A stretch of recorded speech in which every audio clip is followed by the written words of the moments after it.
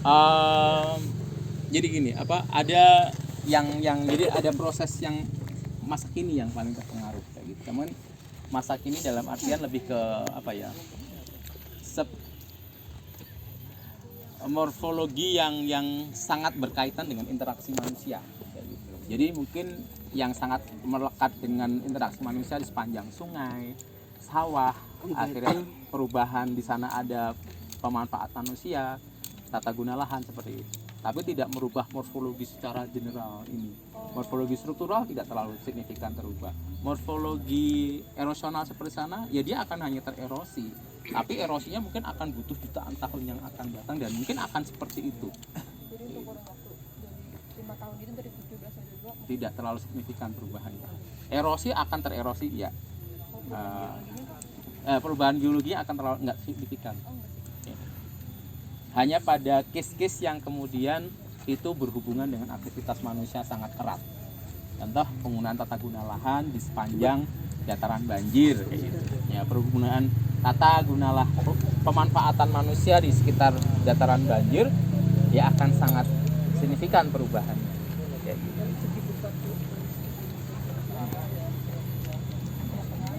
Nggak pengaruh. Nanti bisa dikasih contoh. Apakah ada perubahan morfologi denudasional Wakuranda misalnya terhadap perubahan tidak terlalu signifikan perubahannya. Karena perubahan ekstrim itu misalnya kayak gini. Sekarang proses tektonik, proses geologi ada proses pantai misalnya. Kita sekarang sedang apa sih? Pengangkatan. Kita nyadar ada pengangkatan nggak? Enggak. Karena proses pengangkatan perlu jutaan tahun yang akan datang baru kita terasa sekali perubahannya sekali. Kayak gitu. Secara prosesnya rentang 5 tahun itu terlalu kecil. Yaitu kita butuh jutaan tahun yang akan datang kemudian bisa kita rasakan perubahan proses geomorfologi dan seterusnya. Paling nggak tadi itu yang sangat berhubungan dengan interaksi manusia ya, kayak gitu. Kita punya pemanfaatan dataran banjir oleh manusia, sawah dan seterusnya. Ya, dia akan sedikit banyak merubah morfologi penggunaan.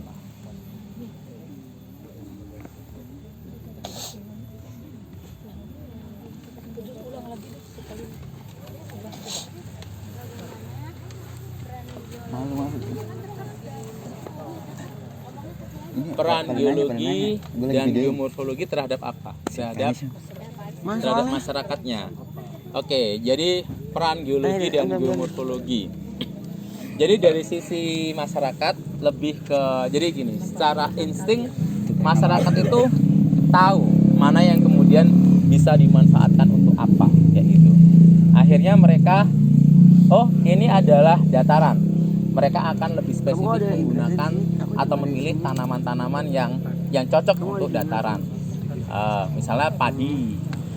Meskipun terpaksa dilakukan di sepanjang dataran banjir, kayak gitu. Mereka secara insting butuh makan. Dengan melihat morfologi yang seperti ini, ya mereka seolah ya emang berjuang, memaksakan untuk karena kebutuhannya, nggak yang kemudian, aku tak beli saja, saya nggak mau bercocok tanam, tapi mereka tetap memanfaatkan untuk bercocok tanam. Mereka tahu itu akan banjir, sudah kos sudah banyak dikeluarkan, tiba-tiba banjir, apalagi sekarang iklim sudah nggak jelas ya, itu kan nggak bisa ditebak sekarang penghujan. Kalau dulu masih bisa ditebak ya Bu ya, kapan akan bercocok tanam dan sebagainya. Sekarang perubahan iklim, orang bilang global warming dan seterusnya, pemanasan global dan seterusnya, efeknya adalah prediksi cuaca sudah tidak diprediksi. Yang insting mereka adalah ini kayaknya masa bercocok tanam. Saat kemudian saatnya mau dipanen, banjir, mereka tahu resikonya. Tapi paling nggak secara insting mereka, morfologi seperti ini memang paling cocok untuk digunakan bercocok tanam yang spesifik. Ini padi. Lalu bagaimana dengan yang perbukitan? Mereka nggak akan nanam padi di atas perbukitan, kayak gitu. Mereka akan memilih jenis tanaman yang spesifik. Untuk ladang itu ya? Untuk ladang, kayak gitu. Jadi secara insting, ya saya nggak ngajari mereka ya Bu ya. Secara insting mereka sudah yang kemudian, ini bukan untuk padi. Morfologi yang seperti ini untuk tanaman kayu, tanaman keras.